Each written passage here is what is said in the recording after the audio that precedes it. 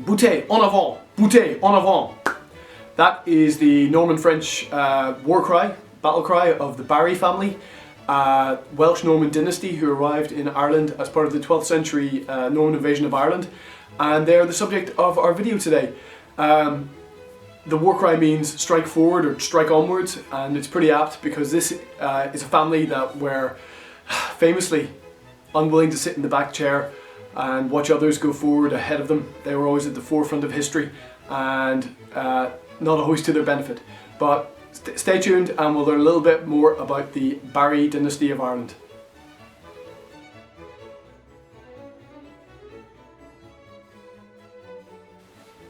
Just a little bit about me. I'm Ruadh Butler. I write novels about the 12th century and in particular the Norman invasion of Ireland. I've got 3 out at the moment. SWORDLAND is one of which one of the members of the Barry family appears, Robert de Barry, and his younger brother Philip appears in the EarlStrongbow. So if you want to learn a wee bit more about them in fictionalized form, please do check out the description below, and you can buy these on Amazon or wherever you get your books. Cheers, and on with the video. The story of the Barry family, this is their coat of arms. It's probably properly owned by the Earls of Barrymore later, but they actually started off life in this part of the world, which is Wales. Their name actually comes from a little island just south of Cardiff called Barry Island. It's just down here in the east of Wales, or it's believed to have come from there. But the family that we're talking about are really known for their association with mybook.to, which is over near Pembroke in the west of Wales. And because of this, they have become entangled with that great 12th century dynasty, the Geraldines, or Geraldines, who were involved in Pembroke.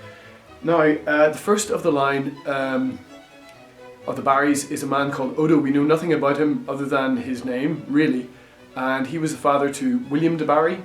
William married extremely well to Gerald Fitzgerald, who was the daughter of Gerald de Windsor, the constable, the royal constable of Pembroke, and his wife, a famous princess called Nest.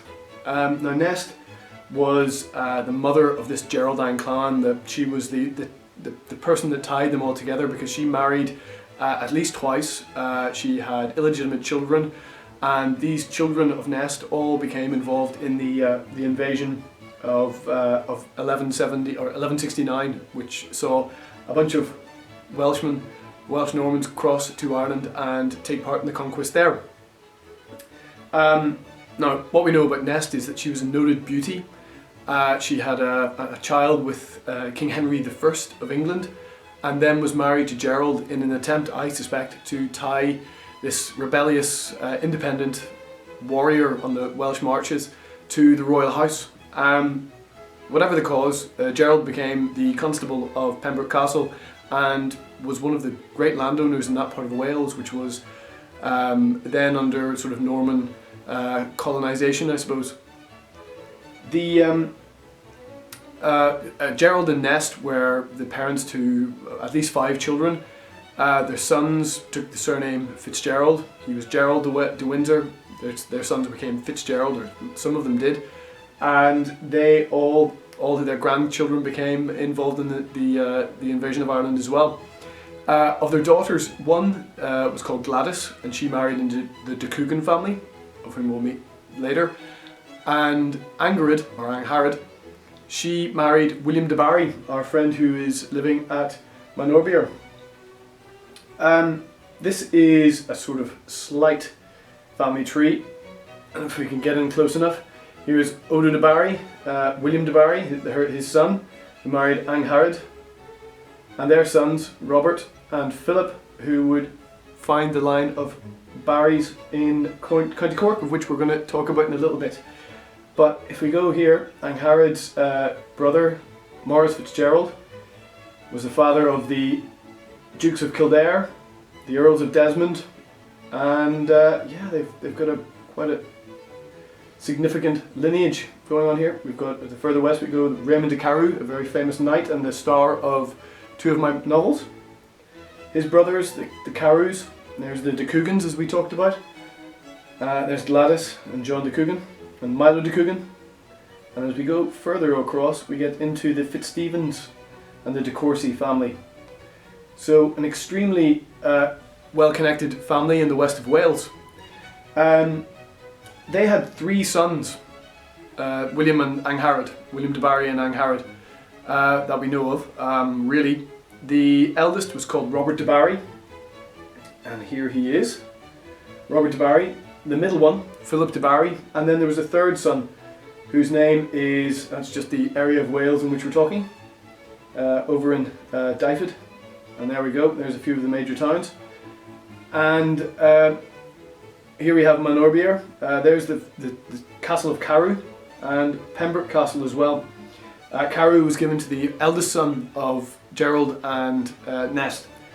Cardigan was another half-brother called Robert FitzStephen, again another name we need to keep track of. And in the incredible, right out in the west is St David's, town where the bishops and seat of the bishops of St David's, of which we'll also hear. This is the statue in St David's of the youngest son of the de Barry family, Gerald.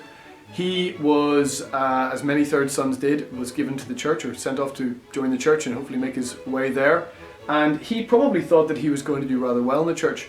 His uncle, David Fitzgerald, was the Bishop of St David's, a very powerful position within the church, and he probably thought his rise to the top ranks of the church was going to be very rapid. It didn't quite work out for him. He was Archdeacon of Brecon, which is another town in Wales, and he later joined the court of King Henry II in London, Poitiers, Normandy, Aquitaine, and became a pretty well-respected clerk.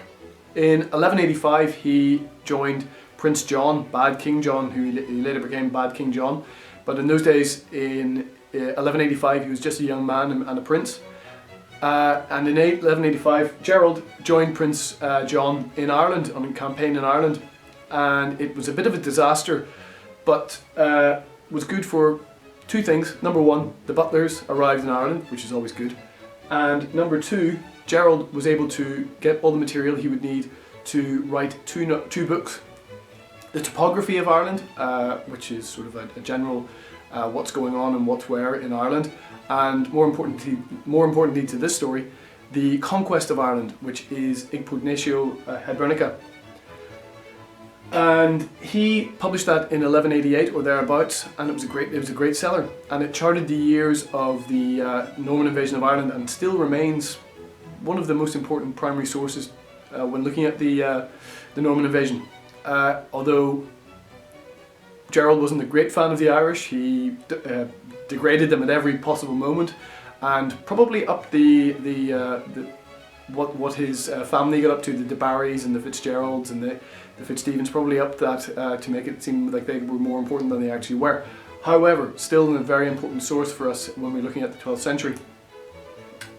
So Gerald, as I mentioned, talked about the Norman invasion of Ireland in the 12th century. Obviously he was central to that because his brothers, his full brothers, Robert and really, and his cousins, Robert FitzStephen and the Fitzgeralds, were all involved directly in this, and he probably was able to, I don't know, as a journalist of the day, probably interviewed them and got their details of what happened. And so we'll go back to this. Here's the Barrys, Gerald being over here, and the actual Barry that was involved principally in the Norman invasion of Ireland was his eldest brother, Robert de Barry.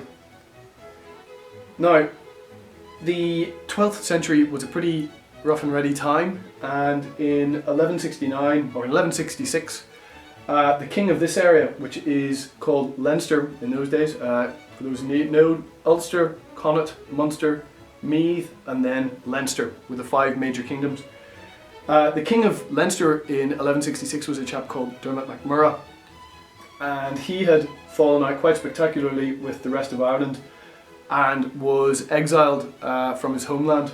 And what to do when you're exiled? Do you give in to your enemies? Well, Dermot wasn't that sort of guy, and he immediately fled across to Wales and Bristol, and then to Poitiers, where he found help from King Henry II of England. and what he wanted was to give, basically to make himself a subject to the King of England in return for the troops to recapture his kingdom of Leinster. What happened was he was given permission to find troops, and he found those in Wales, and principally he was the people who wanted to support him. There was a chap called Strongbow, who we'll hear of later, I'm sure, but he, the first people who agreed to come with him to Ireland were Maurice FitzGerald, Robert FitzStephen, his half-brother, these two half-brothers who were the sons of Nest, the Princess of Wales, and amongst their knights who arrived in Ireland on the 1st of May 1169 was Robert de Barry. He was one of the close blood relatives to both Maurice and to Robert FitzStephen, and he was given, he was made a knight in that retinue that arrived in Ireland at a little place called Bannow Bay. So this is Bannow Bay down here.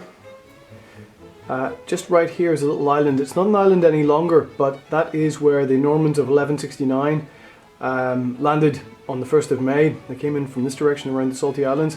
Apparently the course correction was for Mount Leinster, and that's what they aimed for when they left Wales, and they arrived here, which is obviously somewhere that they'd pre-selected. It was obviously equidistant between Waterford and Wexford. Wexford over here and Waterford here. And this is the region of Leinster. It was the homeland of the of Dermot MacMurrough.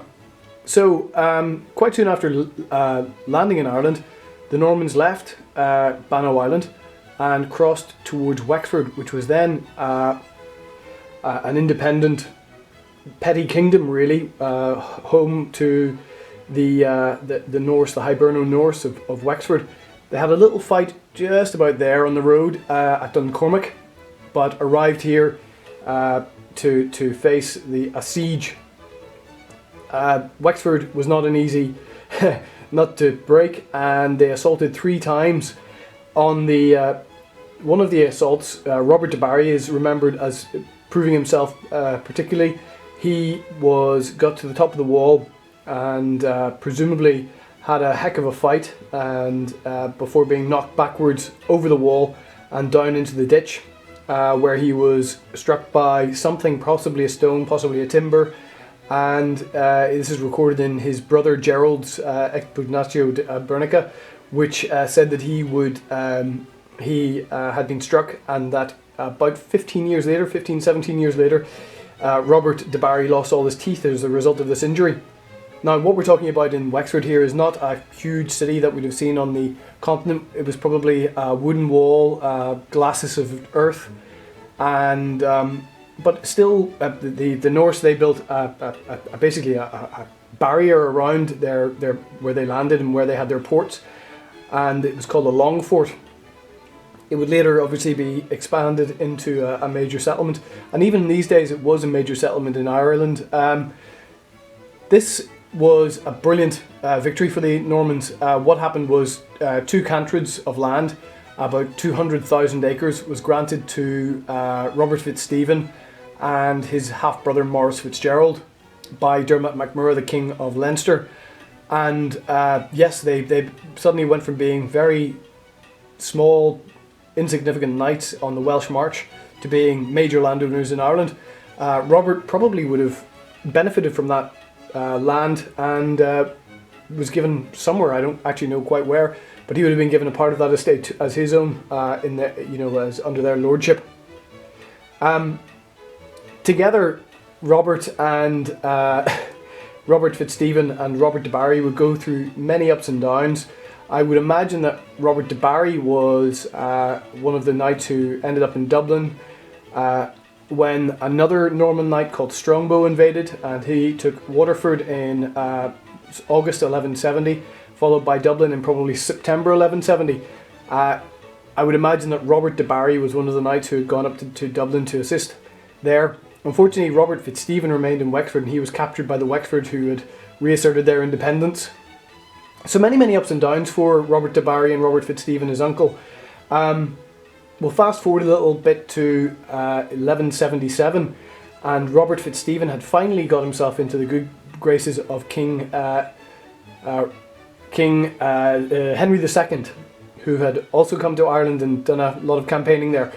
And Robert FitzStephen was actually granted, along with his another nephew, Milo de Coogan, who we've mentioned earlier, with this area, which is Munster, or in Munster. He was granted an area called the Kingdom of Cork, another Viking city, we'll say, and he was granted the Kingdom of Cork in 1177. This is the area of the Kingdom of Munster, one of the 5 provinces of Ireland. This area was the Thomond, and this is the region controlled by the O'Brien family, very famous family.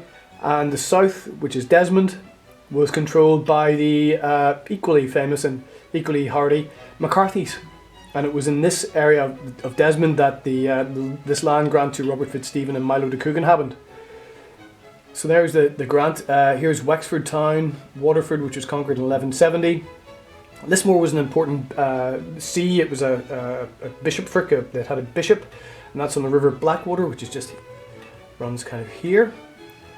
And we have Cork. Now, I don't quite know the size of the Cork, but certainly what happened was it was divided in two, with Milo de Coogan taking the western portion, I suppose this western Cork. The Cork itself was in royal hands, was to be in royal hands, and Robert FitzStephen took the eastern portion, which is between the Blackwater and the Lee.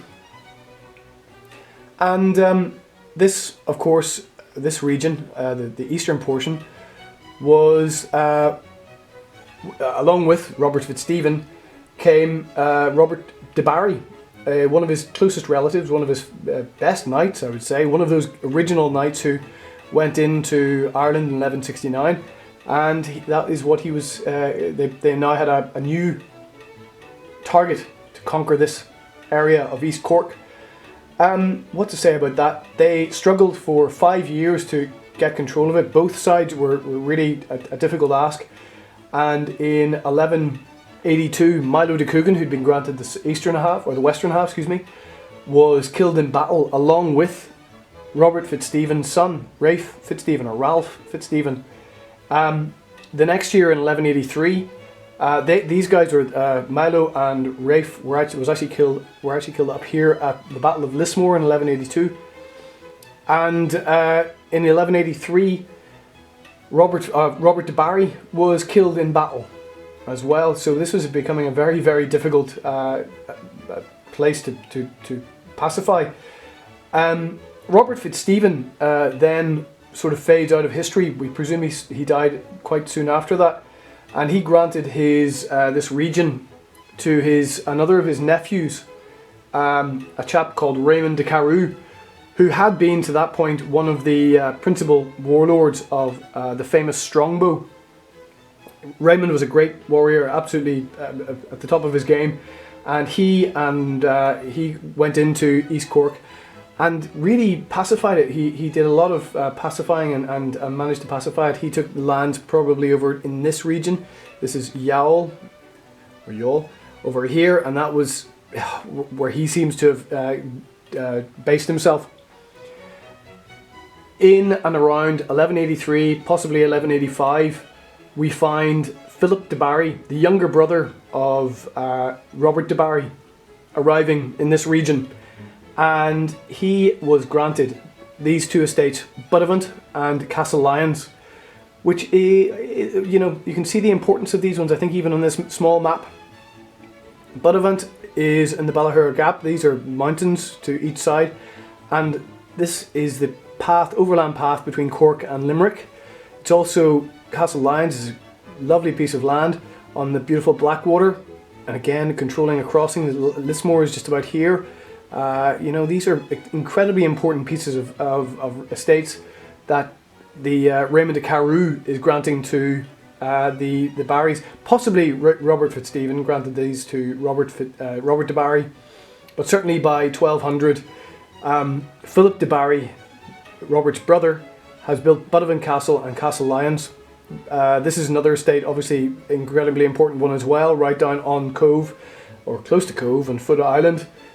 and Carrigtwohill, which would be, you know, this is one of the major ports, the major harbours in Ireland, Cork Harbour, and it's, you know, he's given land right here to control that might be able to control that harbour.